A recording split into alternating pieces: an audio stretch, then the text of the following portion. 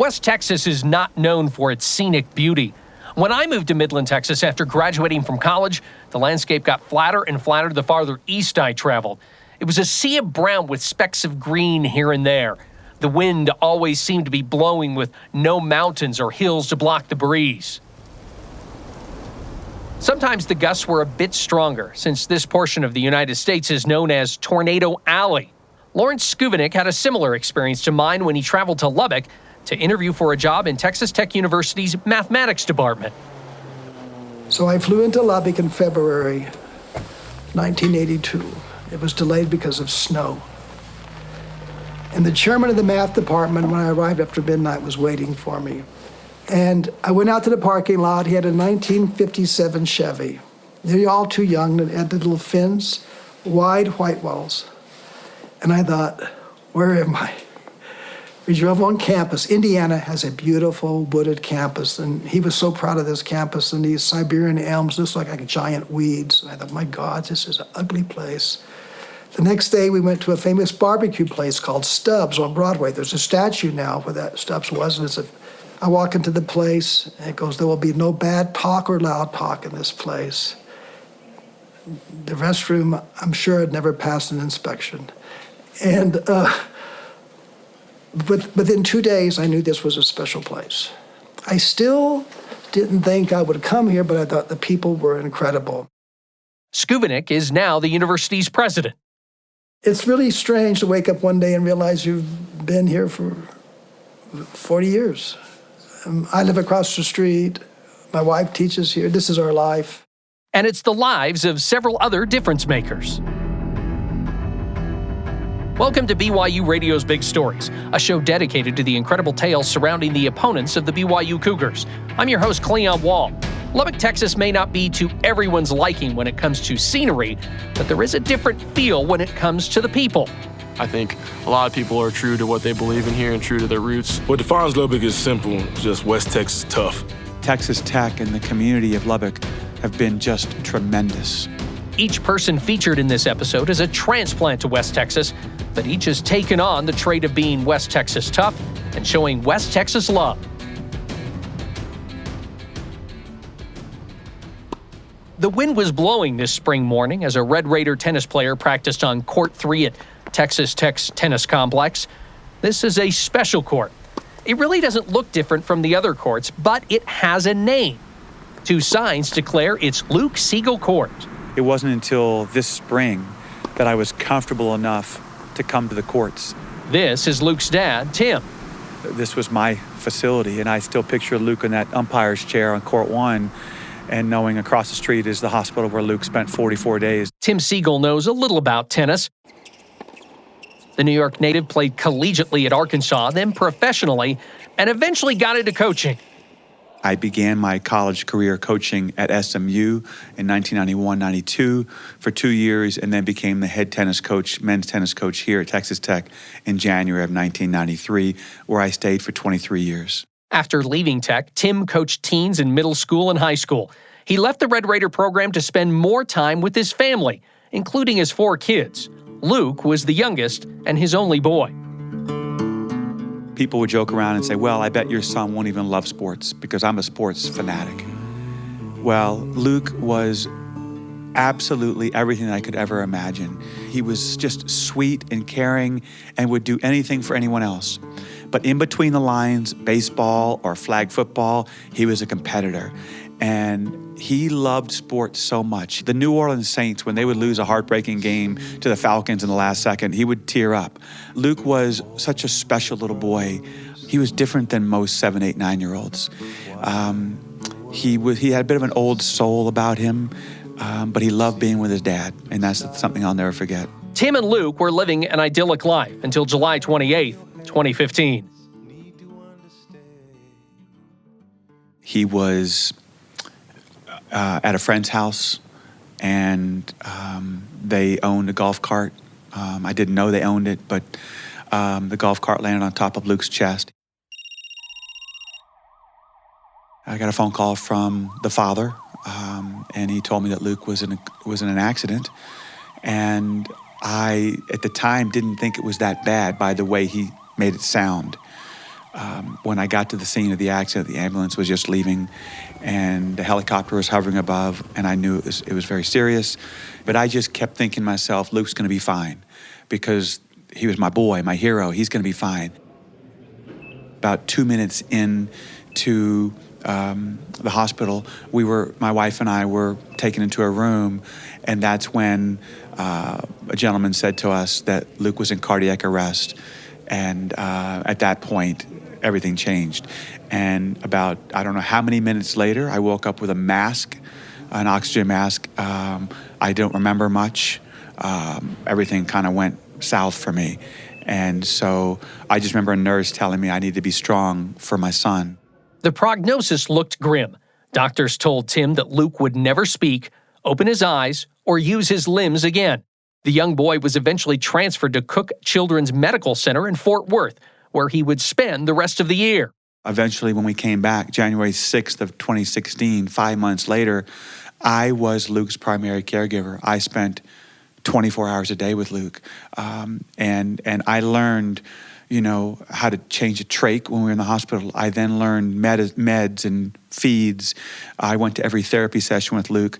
I guess you could say that I was the coach still. I was Luke's father, but I was Luke's coach. I coached him up to do things that we were told he would never do. Luke was nonverbal, but Tim wanted to see if he could communicate with his son.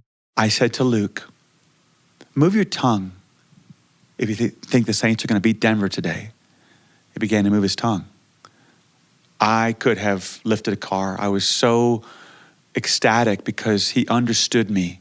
It started with, Luke, move your tongue. It then became, Luke, can I hear your voice? He would open his mouth, and then occasionally sounds would come out.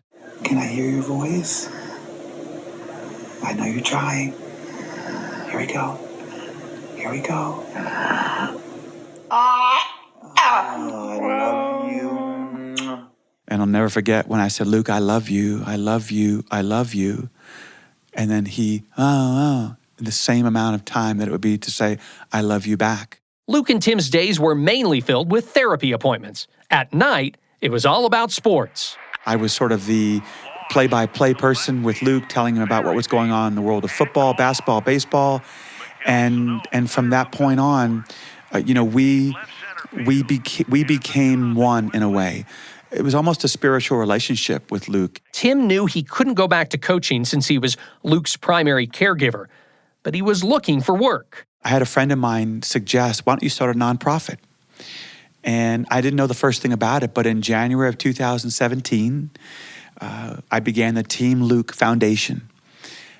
I had a board, I had a vision, but not much else.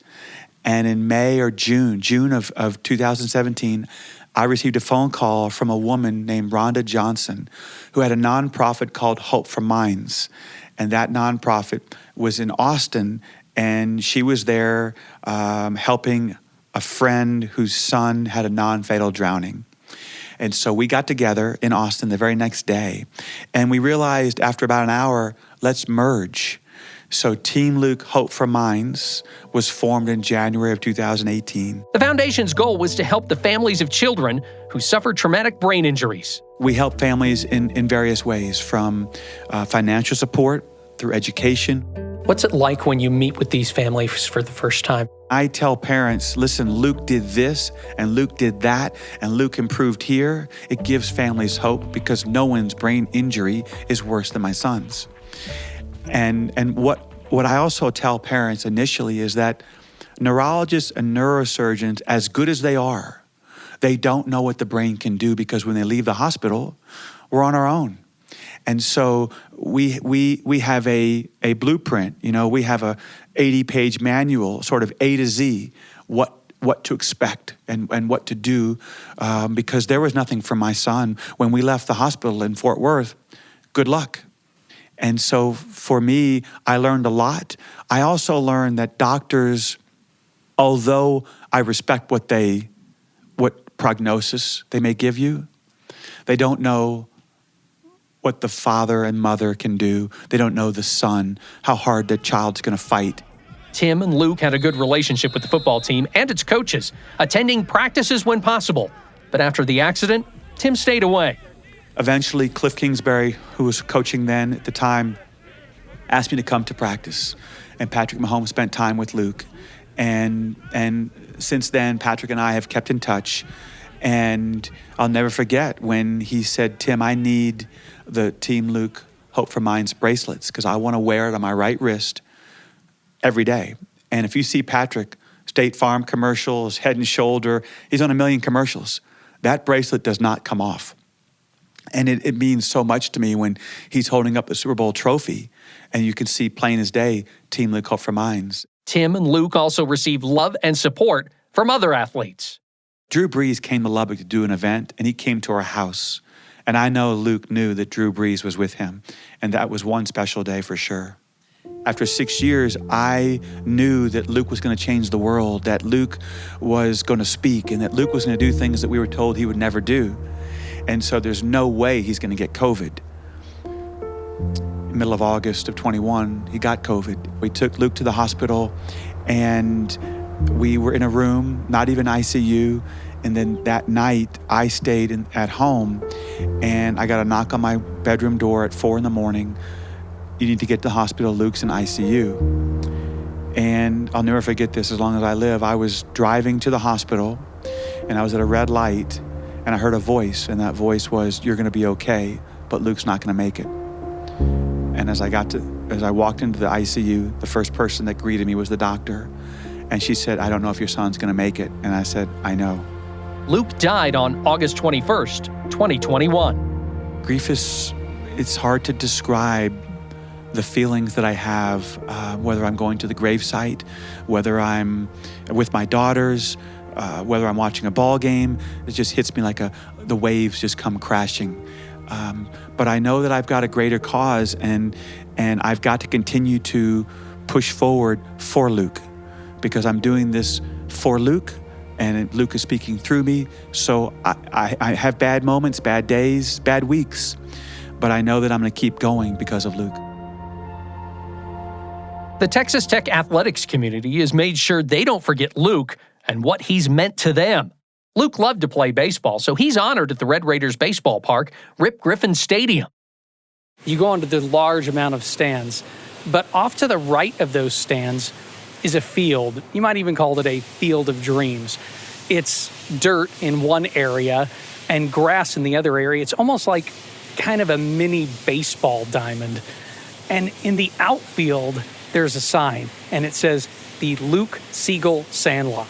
Luke's favorite number was 3. Coach McGuire, the football coach, does not give out the number 3 anymore. Whoever is the hardest worker, the biggest fighter, the toughest competitor, the entire team votes on who that person is, and they are awarded number 3. Red Raiders linebacker Bryce Ramirez was given the privilege to wear number 3 after coming back from a serious leg injury the year before. And then there is Luke Siegel Court at the tennis complex. Tim finally made it back to Court 3 in 2023. The very last thing Luke and I ever did, we played tennis. And Luke said, Dad, since you're now the middle school coach, I want to play for you. And so being on a tennis court is even difficult. Was it hard coming today to even do the interview with me? A year ago, it would have been harder. I wouldn't have suggested it probably. But as I said, I think it's special because I do look at Court 3 and I see Luke's name on there, and it makes me feel proud.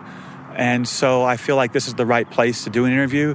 I've even had people tell me who've played on Court 3 that they were inspired and they were motivated more than they ever were, and they were down in the match, but they came back because when they saw the sign, they knew they had to keep fighting because Luke was such a fighter. Coming up next, we can say football is just a game, but I think it's a perfect setting for learning about life, because what these guys do is hard. a chaplain tries to leave an imprint on the Red Raiders football team. Welcome back to BYU Radio's Big Stories. I'm Cleon Wall. Football is sometimes considered a religion in the great state of Texas, and there are plenty of cathedrals to the game. In fact, Texas Tech's Jones AT&T Stadium was getting a bit of a facelift in the summer of 2023. There are also plenty of real churches in the area, including the First Baptist Church of Lubbock. The building itself is pretty amazing. The chapel is expansive and includes a balcony. The stained glass is beautiful when the sunlight streams in. Pastor Bobby Dagnel's workplace is beautiful, but he also has a part-time gig. I go 3 blocks down the road to Texas Tech, and I'm the football chaplain. Chaplaincy should be a meaningful resource for the life, for the enrichment of the life of our student athletes. Pastor Bobby's kind of the heartbeat of the team. This is Tech quarterback Tyler Shough.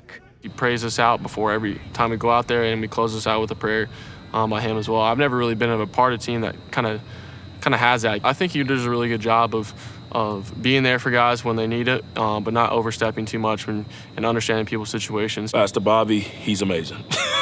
I've learned so much from him. Red Raider defensive lineman Tony Bradford. I've literally seen him push his personal stuff aside to come and assist with one of our student athletes here, and it's a big blessing to have somebody like that available who understands what you may be going through, because he was a student athlete and who also understands the words. That's right.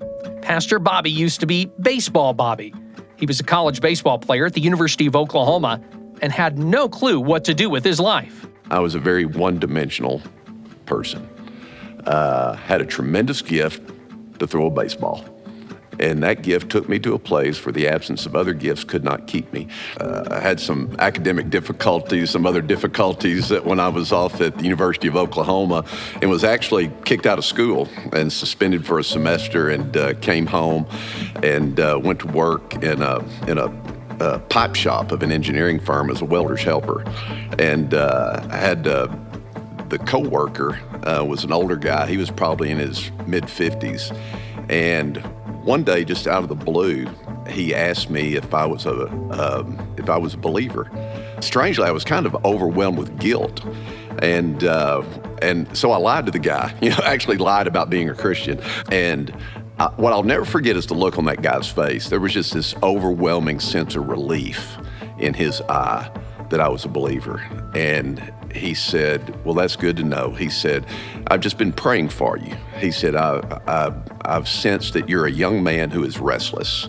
He said, "I'm 50-something years old." He said, "I became a Christian about 6 months ago." And he said, "It was life-changing for me." Bobby couldn't think about anything else the rest of the day. He knew he wanted what that guy had. But Bobby had not grown up going to church, so he didn't know what to do next.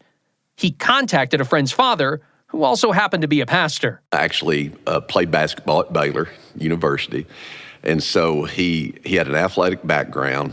He knew my language. He knew what buttons to push, and he explained to me what it meant to be a follower of Christ. And I decided that's what I want to be. I want to be a Christ follower. Bobby eventually found his calling as a minister. His secondary calling as a team chaplain came as a direct result of his preaching in Tuscaloosa, Alabama. A few coaches for the Alabama Crimson Tide attended Bobby's church. And so these guys started saying, "Hey, why don't you come to practice? Why don't you come out to practice? Just hang around." And then those guys started putting me in front of groups with the athletes, and it just kind of evolved.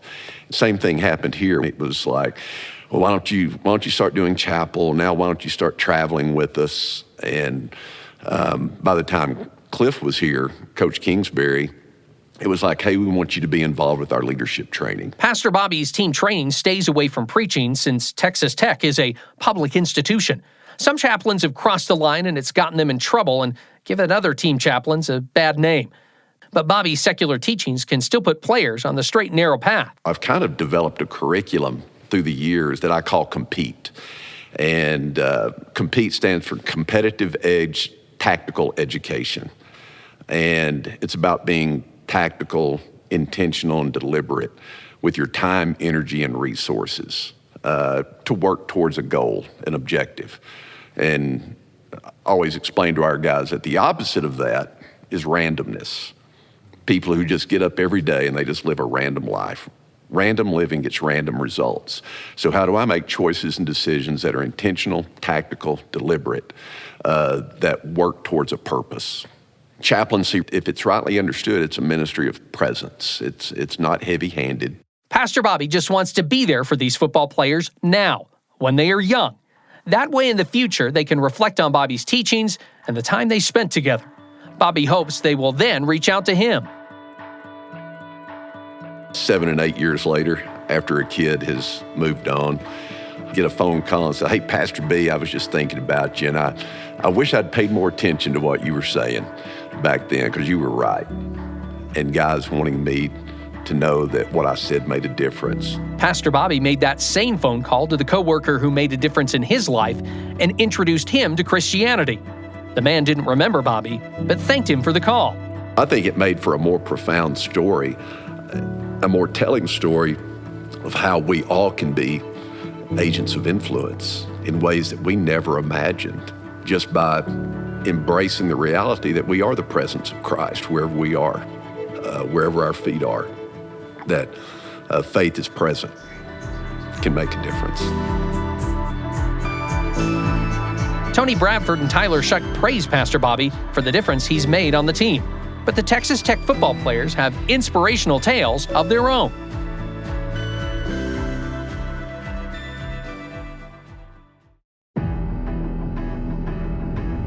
I'm Cleon Wall, and this is BYU Radio's Big Stories. Change. It's tough. Many times it's unwanted. It can also lead to growth. Red Raider football players Tyler Shough and Tony Bradford know all about change and the good that can come from it. He's taken a lot of hits in this first quarter. Yes, he has. Shough's time in Lubbock has been painful. The QB transfer from Oregon broke his collarbone in the fourth game of his first season as a Red Raider. Then he missed 6 more games in 2022 after injuring his left shoulder. Then in 2023, 6 and Shough is injured. The Arizona native broke his left fibula in a loss to West Virginia. On Instagram, he thanked people for their messages and prayers and said his story doesn't end with this injury. He then quoted a scripture, John chapter 1, verse 5. The guiding principles I live by are family and faith. I think those are the main ones. My mom has been my biggest influence as far as my faith. She's going on an 18-year breast cancer survivor. Kind of being around her through that process has really influenced a lot of my beliefs. Tyler found out his mom, Dana, had cancer when he was young. I was 7 or 8 years old. That was just kind of life. You know, some days of the week we couldn't be around her because she was radioactive. You didn't really know what you had until years down the line where you thought, you know, maybe she wasn't going to be there anymore. We went on a Disney Dream Cruise, and it was like this sweet, brand new cruise ship with a slide that goes around it. And we had all these sweet Disney meals and all that. I'm like, this is awesome. Like, my dad was a detective at the time in Mesa, and he was making some decent enough money to where we could do that. I'm like, man, this is sweet. Like, we never have done this before. And my mom was obviously still battling through it. And I didn't find out years later that was like she was given months to live, and that was kind of our last vacation to spend time with her and spend time with each other. And it really hit me because I was like, man, I mean, obviously I didn't want to know maybe, but it really appreciated the fact that we did that and that time spent. But, you know, she was given this experimental drug that's now used on breast cancer patients today every single day. Tyler's mom still influences him today. You know, really she's giving me that fighter's mentality, just her attitude and her mindset every single day, just to keep fighting no matter what. She was showing up at every single practice of baseball, football. You wouldn't even know it. So, you know, it's kind of that mentality that she's given me. You know, whatever adversity hits me, I'm always going to carry it with me on my shoulder, and especially when people are, you know, have negative things to say or whatever outcome it may be, I'm always going to keep going. My relationship with Tyler Shough is that's my dog. Red Raider defensive lineman Tony Bradford definitely has Tyler's back, even though they grew up in 2 totally different areas of the country with different backgrounds. We have cookouts, and we just do a lot of things together. You typically don't see defensive linemen hanging out with quarterbacks, but it's different here. He's my brother. Who wouldn't want a guy like Tony on your team? He's got a bit of a chip on his shoulder. There were just people that always used to tell me how I was too small to make it to the Power 5 level. And man, when you go a lot of years of just hearing that, you just want to prove people wrong. Like, it's like, are you serious? Like, I can't. Who are you to tell me that I can't play at this level? Swarmed and brought down. Tony Bradford, the first man to jump on his back. Tony has grown a lot since he's been at Tech. I'm 6'1", 300. I look good for 300. As you can tell, he likes to joke and tease. and he gets teased back. You see him walking around, he looks like Paul Blart all the time. He's got his mall cop duty. Tony dresses up like a cop because he's a security guard with the Texas Tech Police Department. My future goal in that field is to be a chief of police or a director of a department. My relationship with law enforcement is interesting. When I came to Tech, I understood that was the career that I wanted to do. And I haven't had a change of heart or a change of mind since then. And so the last coaching staff that was here, they connected me with our chief of police of Texas Tech Police Department. And pretty much that's how it all started. He's the reason why I still have my current job and internship with that department right now. I currently have to get ready for work in a few minutes or so. Tony loves helping his neighbors. Community service is important to me. I believe in building relationships with people that support me. The least we can do is go into their home areas and pick up trash, spend times with their kids in elementary schools or so. That's just the least that we can do just to show our appreciation. I love everybody in this community, whether I know you personally or not. If you support us, I love you because we need it. He's been around in Lubbock. We call him the mayor just because of what he's done in the community here. Tony's attitude toward law enforcement and the community could have completely changed after May 25th, 2020. That's the date George Floyd died in Minneapolis police custody. Floyd cried he couldn't breathe when an officer kneeled on his neck. Protests erupted after video surfaced of the arrest.